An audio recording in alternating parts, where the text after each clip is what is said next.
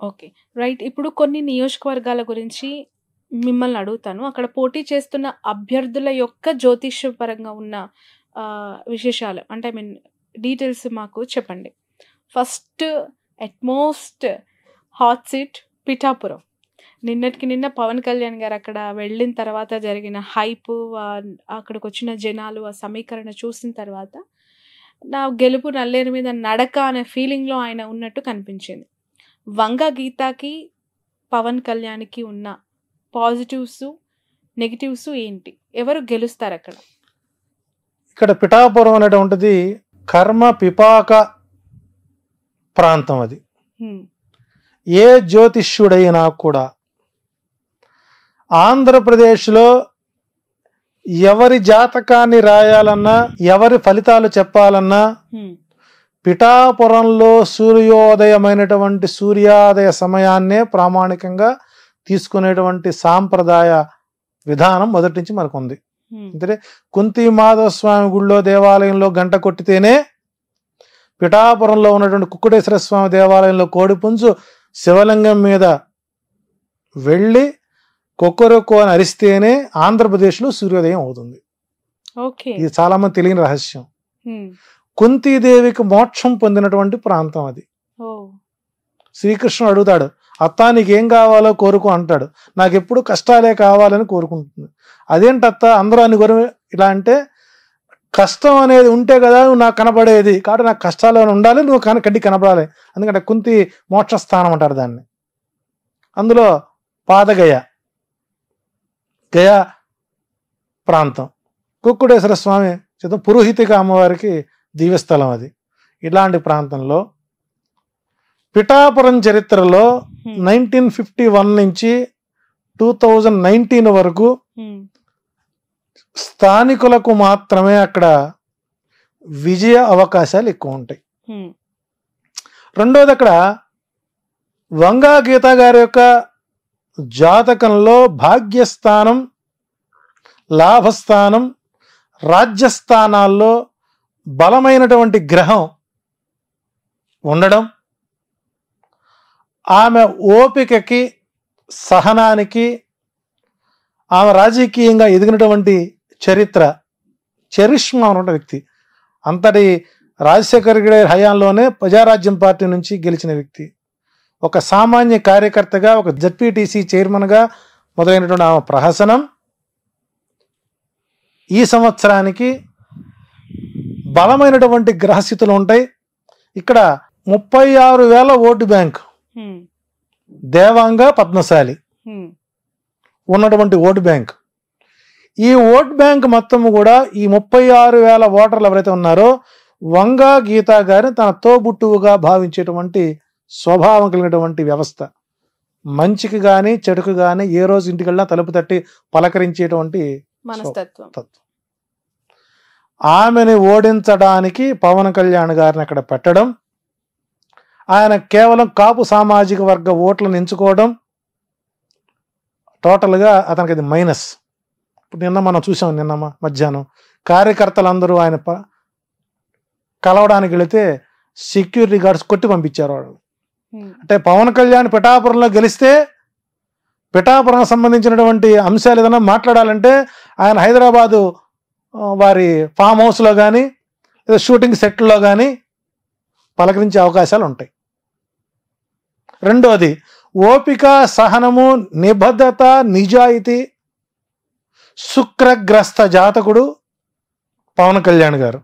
So ఇక్కడ పవన్ కళ్యాణ్ గారికి అక్కడ తిరిగి మరలా గడ్డు కాలమే గోచరిస్తోంది. ఏదన్నా మిరాకిల్ జరిగితే తప్ప ఆయనకి అక్కడ ఓటమైతే మాత్రం, గెలుపైతే మాత్రం నల్లేరుపై బండి నడకగా సాగదు, అది ముళ్ళ బాటగానే మారుతుంది. ఇది సినిమాలో ఒక్క ఛాన్స్ అన్నట్టుగా బతిమలాడుకోవడం. అంటే ఆ వ్యక్తికి ఎదుటి వారికి నమస్కారం ఎలా పెట్టాలో కూడా మనం నేర్పాల్సిన పరిస్థితి ఏర్పడిపోయింది. ఎల్లంగా ఒకే ఒక మాట, ప్రచారం మొదటి రోజే చూసారా పిఠాపురం రోడ్లు ఎలా ఉన్నాయో, గత పాలకులు మరి అంతకుముందు వర్మగారి పరిపాలన చేశారు, పెండం దొరబాబు పనిచేశాడు, చేశారు కదా. అంటే ఇక్కడ అక్కడ ఎన్ని గ్రామాలు ఉన్నాయి, ఆ గ్రామంలో ఓట్ బ్యాంక్ ఎంత ఉంది, ఎవరికి ఏమిటో తెలియనటువంటి స్థితిలో ఓటర్లు, పిఠాపురం ఓటర్లు చాలా తెలివైన వాళ్ళు, విఘ్నులు.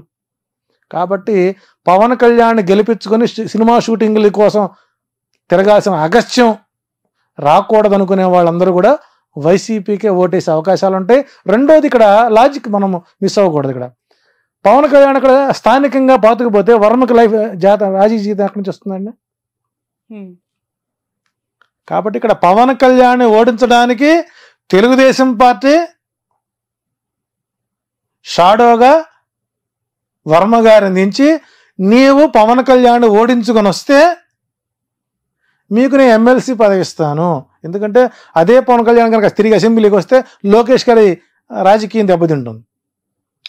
సో ఇక్కడ స్వార్థపూరితమైనటువంటి కుట్ర కోణంలో ఆర్జీవి గారికి మరొక వెన్నుపోటు చరిత్ర 3వ ఎపిసోడ్కి అవకాశాలు ఎక్కువ ఉంటాయి. కాబట్టి పవన్ కళ్యాణ్ ఓటమి తేలికైన, గెలుపు మాత్రం నల్లేరుపై బండినడక మాత్రం కాదు.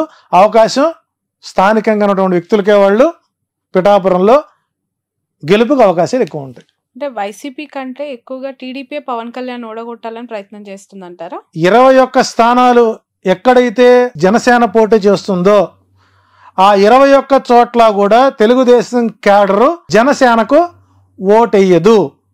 ఇందాక 44 స్థానాలు చెప్పాను నేను. ఈ 21 స్థానాల్లో కూడా టీడీపీ వాళ్ళు వైసీపీని గెలిపిస్తారు, 65. ఓకే. సో కాబట్టి అసాధ్యమైనటువంటి ప్రయత్నం చేశాడు. ఇదే పిఠాపురం కాకుండా కాకినాడ గనక వెళ్ళినట్లయితే పవన్ కళ్యాణ్ అసెంబ్లీలో అడుగు పెట్టేవాడేమో.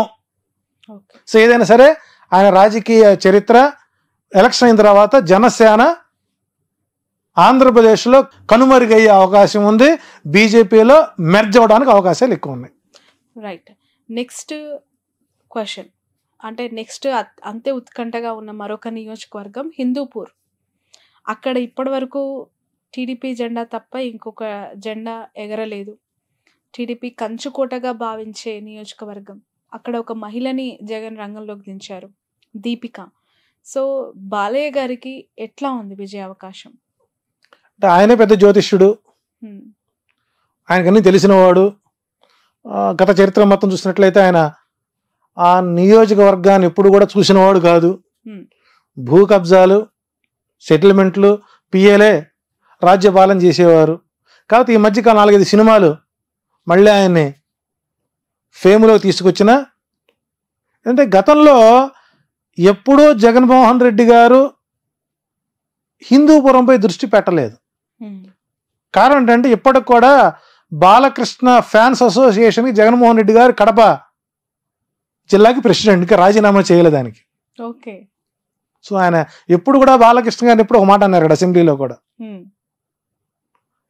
మధ్యలో కొన్ని మాటలు అన్నారు చివరిలో.